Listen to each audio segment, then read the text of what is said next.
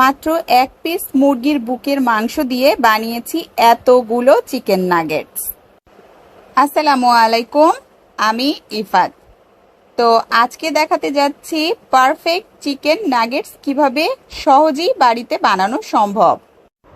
এখানে এক পিস মুরগির বুকের মাংস আছে, ভালো করে পরিষ্কার করে কিচেন টিস্যু দিয়ে ওয়াইপ করেছি। একটা চপিং বোর্ড নিয়ে মাংসটা প্রথমে টুকরো করে নিয়েছি, এরপর নাইফের সাহায্যে কিমা করে নিচ্ছি। চিকেন নাগেটসের জুসিনেসটা রাখার জন্য অবশ্যই পুরো ব্লেন্ডেড কিমা করা যাবে না, এভাবেই নাইফের সাহায্যে কিমা করে নিলে সেটা বেস্ট রেজাল্ট পাওয়া যাবে। পুরোপুরি মিহি কিমা যদি করা হয় তাহলে চিকেনের যে পানি অংশটা থাকে এটা বের হয়ে যায়, এতে করে নাগেটসের জুসি ভাবটা আর থাকে না। এভাবে মাংসের কিমাটা করে নিলাম। এই পরিমাণ কিমা হয়েছে মুরগির একটি বুকের মাংস থেকে। এবার কিমাটা একটি বাটিতে তুলে রাখছি, চলে যাচ্ছি পরবর্তী ধাপে। এখানে দিয়েছি ক্যাপসিকাম টুকরো করে নিয়েছি, গাজর নিয়েছি টুকরো করে, হাফ কাপের মতো দুটাই আছে। গাজর ও ক্যাপসিকাম একসাথে ব্লেন্ডারে ফাইন চপ করে নিয়েছি,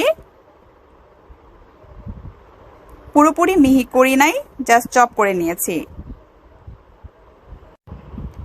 এবার একটি বোল নিয়ে তাতে ব্রেড ক্রাম্ব দিয়ে দিচ্ছি। এখানে পাউরুটিও ব্যবহার করা যাবে, এই ব্রেড ক্রাম্ব আমার বাসায় তৈরি করা।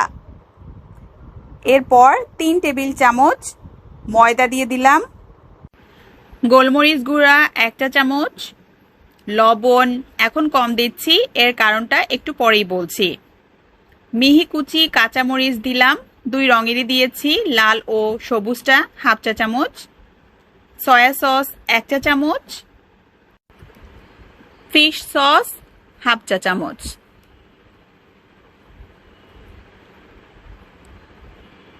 টমেটো কেচাপ 1 চা চামচ। তখন যে লবণ কম দিয়েছি এর কারণ এখন দিচ্ছি চিকেন কিউব একটি। চিকেন কিউবে লবণ বেশি থাকে, এছাড়াও সয়া সস ও ফিশ। তখন যে লবণ কম দিয়েছি এর কারণ এখন দিচ্ছি চিকেন কিউব একটি। চিকেন কিউবে লবণ বেশি থাকে, এছাড়াও সয়া সস ও ফিশ সস দেওয়া হয়েছে, তাই লবণ কম দিয়েছি। চিকেনে এই কিউবটি অবশ্যই ব্যবহার করবেন, এতে চিকেনের খুব স্ট্রং সুন্দর ফ্লেভার নাগেটসে পাওয়া যাবে। কথায় কথায় এখানে একে একে আরও দিয়েছি আদা রসুন বাটা 1 চা চামচ করে, দিয়েছি চিকেন কিমাটা ও ক্যাপসিকাম ও গাজর চপিং করে রাখা সেটা। 1 টেবিল চামচ তেল দিয়ে দিলাম। এবার খুব ভালো করে মিশ্রণটি মেখে নিচ্ছি। চিকেনের এই মিশ্রণটি সব উপকরণ দিয়ে মেখে নেওয়ার পরে ফাইন একটা ডো এর মতো হয়েছে। এবার চৌকা আকৃতির একটি পাত্র নিয়ে তাতে তেল ব্রাশ করে নিচ্ছি, এতে মিশ্রণটি এখানে দিলে তা আটকে যাবে না বা লেগে থাকবে না।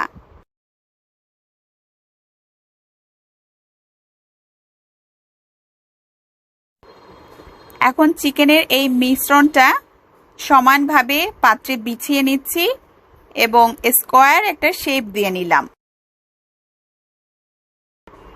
এখন একটি নাইফের সাহায্যে ভিডিওতে দেখানো আকারে কেটে নিচ্ছি। এটা মূলত নাগেটসের একটি কমন শেপ, আপনারা গোল হার্ট যে কোনো আকারে নাগেটস বানাতে পারেন। এবার এটা ফ্রিজ করে নিচ্ছি 1 ঘন্টার জন্য, এতে করে নাগেটসগুলো ক্রাম্প করার সময় পারফেক্টলি শেপ থাকবে। আধা ঘন্টা পরে ফ্রিজ থেকে বের করে এটি আবারও নাইফ দিয়ে কেটে নিচ্ছি, এতে করে নাগেটসের যে পারফেক্ট শেপটা আমরা চাচ্ছি সেটা খুব সহজেই পাওয়া যাবে।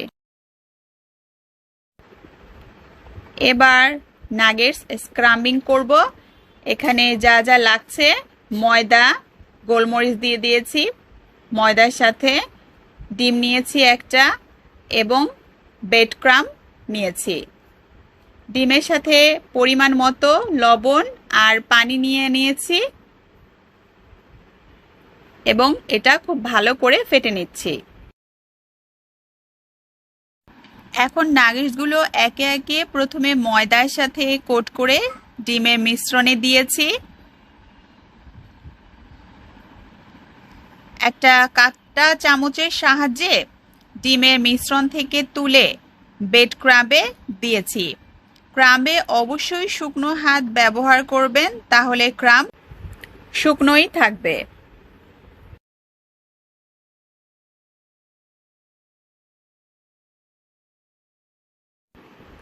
দেখতেই পাচ্ছেন কতগুলো নাগেটস হয়েছে মাত্র একটি চিকেন ব্রেস্ট পিস থেকে।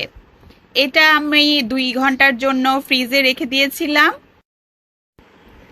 এবার চলুন দেখি নাগেটস কিভাবে পারফেক্টলি ফ্রাই করব। নাগেটস কিন্তু প্রথমেই গরম তেলে দিবেন না, এতে উপরে কালচে বর্ণ চলে আসবে আর ভিতরে ভালোভাবে কুক হবে না। প্রথমে 3 থেকে 4 মিনিট অল্প আঁচে ভেজে নিতে হবে। এরপর আঁচটা একটু বাড়িয়ে তারপরে নাগেটসগুলো ভেজে নেবেন।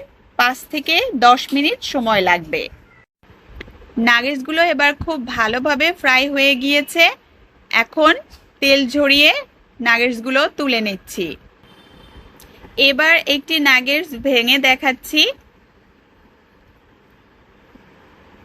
দেখুন কতটা পারফেক্টলি কুক হয়েছে এবং জুসিনেসটা খুব ভালোভাবেই বজায় আছে। এটাই কিন্তু পারফেক্ট নাগেটস। বাচ্চার টিফিনে, বিকেলের নাস্তায় বা কোনো পার্টিতে খুব কম সময় কিন্তু এখন বানিয়ে নিতে পারবেন চিকেন নাগেটস। আর কতটা কম উপকরণ আর কম খরচে এটি বানিয়ে নিলাম তা তো দেখতেই পেলেন। সবাই ভালো থাকুন, সুস্থ থাকুন আর কুকিং বাই ইফাতের সঙ্গেই থাকুন। ধন্যবাদ সবাইকে।